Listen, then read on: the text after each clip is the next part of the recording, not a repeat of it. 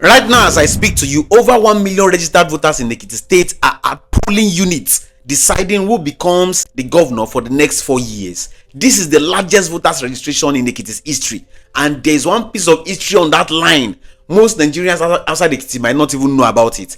No incumbent governor has won a second term in Ekiti State since Nigeria returned to democracy in 1999. Not one. Every single governor who has tried to return for second term has failed in that state. Today, Governor Biodun Oyebanji is trying to break the 27-year course. So today we'll break everything happening in Ekiti State, who is running, why this election is so calm compared to Ekiti State's usual explosive political history, and why this result matters far beyond the boundaries of one state alone. Welcome back to this channel. Adeoti Abayomi is the name. Nigerian politics, current affairs, straight and simple every single day. Subscribe right now, turn on the post notification so you don't miss my video when I drop it. Ekiti State decides today. Section number 1. Who is on the ballot? 14 political parties candidates were cleared to run today. They are contesting across 2,445 polling units. But realistically, the race comes down to 3 names. Governor Biodun Oyebanji of APC seeking his re-election, Dr. Wole Oluyede of the PDP, and Dare Bejide of ADC. Now, Oluyede's path was not smooth. A court initially nullified his emergence as the PDP candidate before the court of appeal now restored his nomination.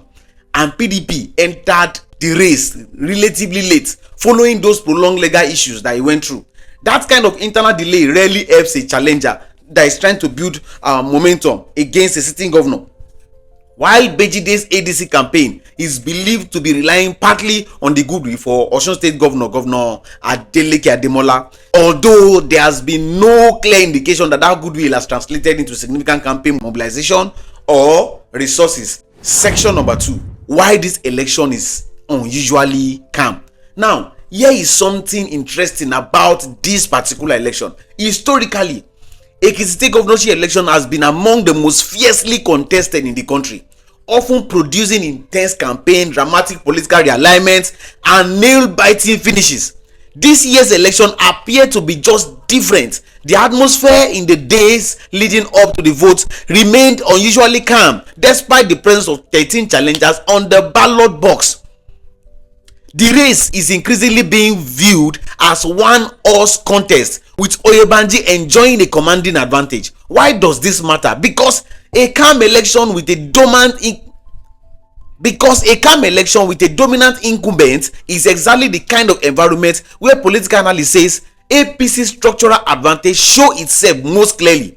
No major upset energy, no coordinated opposition unity, just one entrenched incumbent against fractured field, 13 of them. One political analyst, Donald Okusa, predicted Oyebanji's re-election, citing incumbency, sentiment, and APC's stronghold as key reasons, saying APC's grip on power fuels expectation for a decisive win ahead of 2027 presidential election. That last 3 phrases is important. Ahead of what? 2027 presidential election. Every off-cycle governorship election in Nigeria right now is being read as a preview of a national dynamics. Section number 3. What is happening on ground right now? Voting across polling units in Adeoti has been described as largely calm and orderly, with strong turnout from both young and elderly votes. Voters arrived before 8 a.m. start time. There has been some technical issues, including intermittent malfunction of BVAS, which is the bimodal voters accreditation system, at several polling units, which delayed accreditation in some places.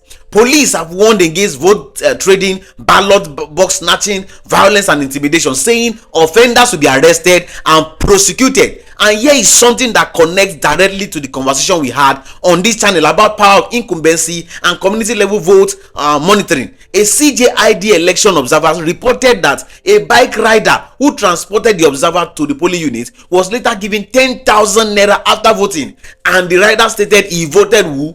APC. That single incident is a live and real-time example of the exact kind of ground level vote inducement we broke down in our previous video about APC's incumbency machine, cash changing hands at community level right at the point of voting. APC sha. Section number 4. Why this result matters beyond Ekiti State. Let me explain why Nigerians outside Ekiti should care about this result. First, the history question. If Oyebanji wins today, he becomes the first governor in Ekiti's 27 years democratic history to win a second term. That breaks a real political curse and would be read nationally as a proof that incumbency in Nigeria, when properly resourced and organized, is very difficult to defeat. Second, the 2027 preview. Political observer says outcomes like this shape how analysts read national landscape heading into 2027 presidential race, with some suggesting results could narrow perceptions of which parties can credibly compete with APC and which one cannot.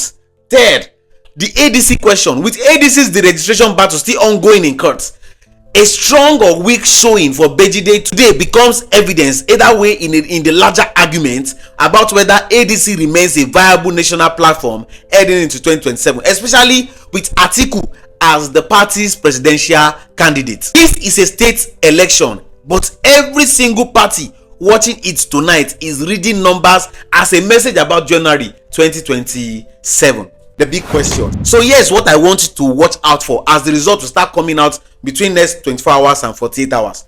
Does Oyebanji break the 27-year course and prove that Nigerians' incumbency, well resourced, well organized, simply cannot be beaten under the current condition? Or does Ekiti State, a state with long history of political surprises, produce another one? And does today's turnout and conduct, which is BVAS malfunction, reports of vote inducement, vote buying, give us an early signal of what to expect nationally in 2027?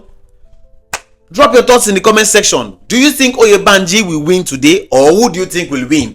Let me know in the comment section. And what do you think this will tell us about 2027? Share this video with anyone trying to understand what is happening in Ekiti State right now. Subscribe to this channel, turn on the notification bell. The moment the results are declared, we will be back to give you full breakdown.